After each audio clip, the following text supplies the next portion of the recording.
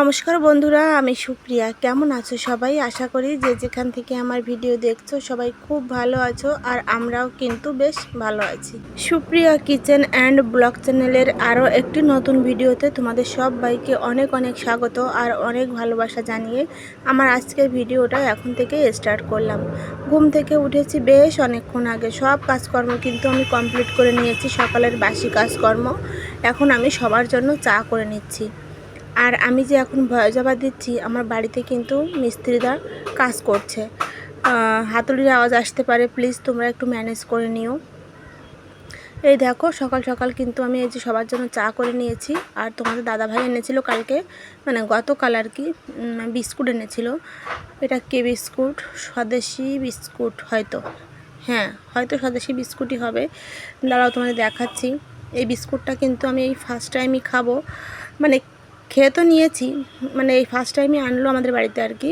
খুব সুন্দর খেতে, মানে এতটাই সুন্দর লেগেছে কি বলবো। আমি কিন্তু বেশি মিষ্টি বিস্কুট খেতে পছন্দ করি না, আর বেশি মিষ্টি বিস্কুট চায়ের সঙ্গে খেতে ভালোও লাগে না। এই বিস্কুটটা একদম পারফেক্ট, চায়ের সঙ্গে খেতে খুব মজা। যাই হোক, দেখো চা খেয়ে সবাইকে দিয়েও দিয়েছি। তারপর আমি চলে এসেছি এখন রান্না করতে। এই সাইডে বসিয়ে দিয়েছি ভাত, আর এই সাইডে কড়াই গরম করার জন্য বসিয়ে দিয়েছি। আর ফ্রিজ থেকে যখন ঘুম থেকে উঠেছি তখনই কিন্তু আমি যখন উঠে আসি ঘুম থেকে, তখনই এই যে মাছ ফ্রিজ থেকে বের করে জল দিয়ে রেখে দিয়েছিলাম, আর ঠান্ডাটা এখন ছেড়ে গেছে। আর এটা কিন্তু পাঙাশ মাছ, সেই পাঙাশ মাছ। এই কয়েক পিস ছিল, আজকে রান্না করলেই মাছটা শেষ হয়ে যাবে। আর মাছটা দেখেছো কত সুন্দর, অনেক বড় ছিল মাছটা। আর একটা আলু মায়ের জন্য রেখেছি, সেদ্ধ দেব। আর আলু কেটে নিয়েছি, পাঙাশ মাছ দিয়ে রান্না করব ঝোল। আর এই যে বেগুন ভাজি করব, আর কিছুই রান্না করব না।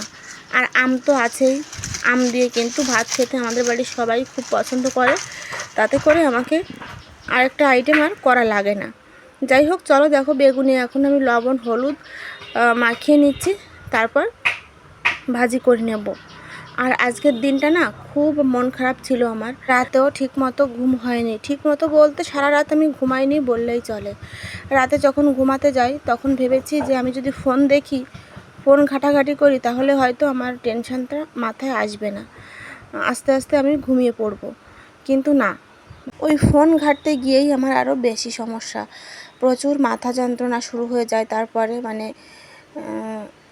ফোনে আমার মন থেকে ইচ্ছে করছে যে জিনিসটা দেখতে, আবার আমি ভাবছি ওই জিনিসটা যদি দেখি তাহলেই আমার কিন্তু বেশি খারাপ লাগবে। তারপরেও মানে নিজেকে আটকাতে পারিনি, সেই জিনিসটাই দেখলাম। দেখে তারপর আর সারা রাত ঘুমাইনি, শুধু টেনশন করেছি আর কান্নাকাটিও করেছি। সবাই ঘুমিয়েছিল, শুধু আমি একাই জেগেছিলাম। থাম্বনেল টাইটেল দেখে হয়তো তোমরা বুঝেই গেছো আমি কি বলতে চাইছি। যাই হোক, আমি বলছি সেটা পরে। এদিকে দেখো তোমাদের সঙ্গে কথা বলতে বলতে কিন্তু আমি বেগুন ভাজিটাও করে নিয়েছি।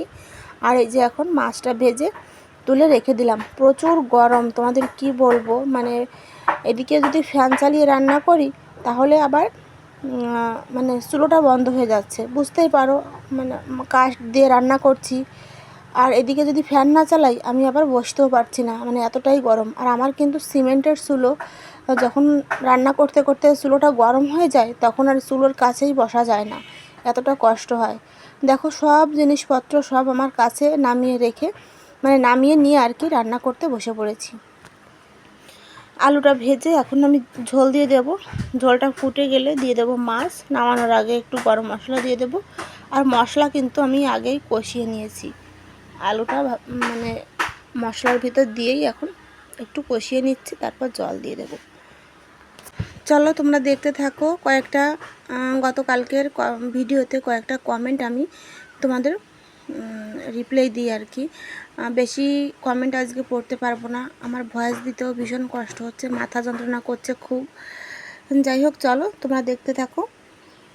সাথে দিদিভাই লিখেছে, খুব ভালো লাগলো ব্লগটা, সারাদিন কাজকর্ম রান্না, আমার বোনের জন্য রইল অনেক অনেক ভালোবাসা। অনেক ভালোবাসা তোমাকেও দিদিভাই, এভাবেই আমার পাশে থেকো, আমাকে ভালোবাসা দিও, যাতে তোমাদের ভালোবাসায় আমি একটু এগিয়ে যেতে পারি। তারপর SKSS লাইফস্টাইল, এটা হচ্ছে আমার পাখি দিদিভাই, আমি পাখি দিদিভাই বলেই জানি। দিদিভাই লিখেছে, তোমার ভিডিও তোমার গুছিয়ে কথা বলা সব কিছু কিন্তু খুব সুন্দর, অসাধারণ। থ্যাংক ইউ দিদিভাই, অনেক অনেক ভালোবাসা তোমাকেও। আমি জানি না দিদিভাই আমি গুছিয়ে কথা বলতে পারি কি না। আমার তো মনে হয় আমি একদমই কথা বলতে জানি না, কিন্তু চেষ্টা করি। ভেবেছিলাম ভাত খাবো না, খেতে ইচ্ছে করছিল না, সারাটা দিন একদমই ভালো লাগেনি। এখন বাজে 4টে, আবার তো রান্নাবান্নাও করতে হবে, সব কাজ পড়ে আছে, তেমন কোনো কাজ আজকে করিনি। চলো একটু খেয়ে নিই। হ্যাঁ দিদিভাই, আমি গুছিয়ে কথা বলতে জানি না। তোমরা আমাকে খুব ভালোবাসো, আমাকে খুব স্নেহ করো, তাই তোমাদের মনে হয় যে আমি খুব সুন্দর করে কথা বলি। আর কি বলবো, তোমরা খুব ভালো, আর তোমাদের চিন্তা ভাবনা সব কিছুই ভালো, এই জন্য সুন্দর দেখো আর কি। মানে কথায় আছে না যে সুন্দর সে সব কিছুই সুন্দর দেখে। যাই হোক দিদিভাই, তোমাদের কমেন্ট পড়লে আমার খুব ভালো লাগে। এভাবেই আমার পাশে থেকো, আমাকে ভালোবাসা দিও, এই ছোট্ট বোনটার পাশে একটু থেকো, এটাই বলবো শুধু তোমাদের। চলো, এই যে দেখো তোমাদের সঙ্গে কথা বলতে বলতে আমি কিন্তু এই যে খাওয়া দাওয়া করে নিচ্ছি। এখন বাজে বিকেল 4টে, মানে বললাম না সারা দিন আমার আজকে একদমই ভালো লাগেনি। আর এখন খাওয়া দাওয়া করে তোমাদের দাদাভাই নিয়ে এসেছে মাছ, এখন এই মাছগুলো কাটবো। আর এটা হচ্ছে কঙ্কন মাছ, আমরা তো এটাকে কঙ্কন মাছই বলি। মানে খেতে কিছুটা ইলিশ মাছের মতো লাগে, কিন্তু অতটাও কিন্তু কাটা নয়। এই মাছে খেতে আমার তো ভীষণ ভালো লাগে। এই যে মাছগুলো উঠানে নিয়ে চলে এসেছি, কারণ এখন রোদের তাপটা একটু কমে গেছে। আর ঘরে প্রচুর গরম, বাইরেও গরম, গরম কোথায় নেই, সব জায়গায় গরম। আর এদিকে কিন্তু এই যে দেখো প্রচুর শব্দ হচ্ছে, মিস্ত্রিরা কাজ করছে, তাই প্লিজ তোমরা একটু মানিয়ে নিও। আজকে আমার কিছু করার নেই, আমি বুঝতে পারিনি যে আজকে মিস্ত্রিরা কাজে চলে আসবে, নইলে রাতেই আমি ভয়েসটা হাজার কষ্ট হলেও দিয়ে রাখতাম। আর এদিকে দেখো মা আমার পাশে বসে আছে, আর আমি মাছগুলো কেটে নিচ্ছি। যা বলছিলাম সারাদিন কিসের জন্য মন খারাপ, মানে আজকে সেই দিন কি বলবো তোমাদের, আমার বলতেও ভীষণ খারাপ লাগছে। তোমরা আমার পরিবার, আমি তো তাই মনে করি, তাই তোমাদের সঙ্গে একটু হলেও শেয়ার করলে আমার ভালো লাগে। আজকে সেই দিন, যে দিনটাতে আমার একমাত্র আদরের ছোট ভাই আমাদের সবাইকে ছেড়ে চলে গিয়েছিল এই পৃথিবী ছেড়ে। মাত্র 17 বছর বয়স ছিল আমার ভাইয়ের।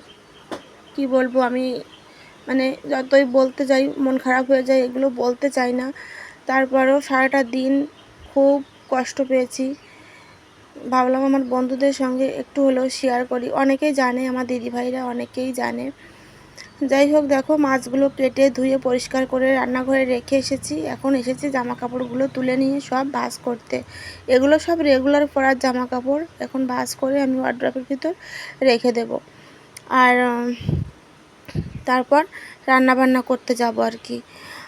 এখনও যারা আমার সঙ্গে আছো, আমার ভিডিও দেখছো, তাদেরকে জানাই অসংখ্য ধন্যবাদ, অনেক অনেক ভালোবাসা। তোমরা এভাবেই আমার পাশে থেকো, আমাকে ভালোবাসা দিও, যাতে তোমাদের ভালোবাসায় আমি একটু এগিয়ে যেতে পারি।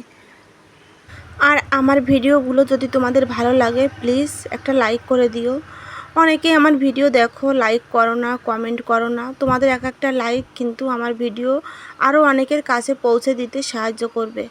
প্লিজ একটু পাশে থাকো। ভিডিওগুলো যদি ভালো লাগে একটা লাইক করো, একটা কমেন্ট করো। আমি কিন্তু ভিডিও দেওয়ার পর তোমাদের কমেন্টের অপেক্ষায় বসে থাকি। তোমরা বিশ্বাস করবে না, তোমাদের এক একটা কমেন্ট আমি অনেক যত্ন করে পড়ি। তোমাদের কমেন্ট আমার ভীষণ ভালো লাগে পড়তে। মানে কি বলবো, যদি আমি মাঝরাতেও ঘুম ভেঙে যায় তখনও আমি দেখি যে আমার নতুন কোনো কমেন্ট আসলো কি। যাই হোক, কে কোথা থেকে আমার ভিডিও দেখছো সেটাও জানিও। আর যদি কোনো নতুন বন্ধু থেকে থাকো আমার চ্যানেলে, আমার ভিডিও দেখছো, প্লিজ চ্যানেলটি সাবস্ক্রাইব করে আমার পাশে থেকো। দেখো জামা কাপড়গুলো কিন্তু ভাঁজ করে নিয়েছি, এখন তোমাদের সঙ্গে একটু শেয়ার করছি।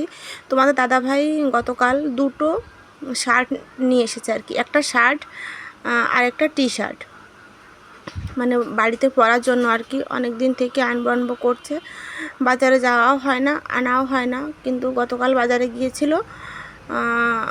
মানে মিস্ত্রিদের অনেকগুলো জিনিসপত্র লাগবে আমাদের ঘরের কাজে, তখনই বলেছিলাম যে দুটো শার্টও নিয়ে আসতে। ওর নিজের জন্যই আর কি, সবাইকে দিতে দিতে নিজের জন্যই কেনাকাটা করার হয় না।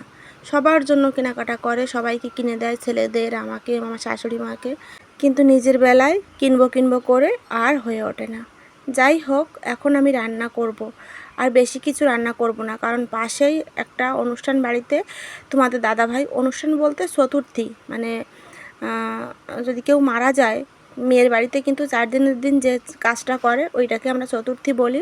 সেদিন কিন্তু অনেক লোকও খেতে আসে আর কি, খেতে দেয় আর কি। আর এই যে দেখো মাছগুলো কিন্তু সব আমি এখন ফ্রিজে রেখে দেব, কারণ মাছগুলো তো এখন রান্না করব না। আমি তো ভাবলাম যাই হোক, আজকেও রান্না করা লাগবে না রাতে, কিন্তু ওই যে একটু সেদ্ধ ভাত করে রাখবো। তোমার দাদাভাই তো খাবে না, আর ছেলেরাও বাড়িতে নেই, খাবে না। ছোট ছেলে বাড়িতে আছে, ও তো ওই বাড়ি থেকেই খেয়ে এসেছে ওর বাবার সঙ্গে।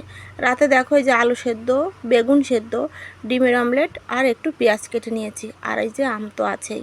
চলো তাহলে আজকের ভিডিওটা এখনই শেষ করে দিচ্ছি। দেখা হবে তোমাদের সঙ্গে নতুন একটা দিনে, নতুন একটা সকালে, নতুন একটা ভিডিওর সঙ্গে। ততক্ষণ তোমরা সুস্থ থেকো, ভালো থেকো, আর আমায় কিন্তু মনে রেখো। টাটা।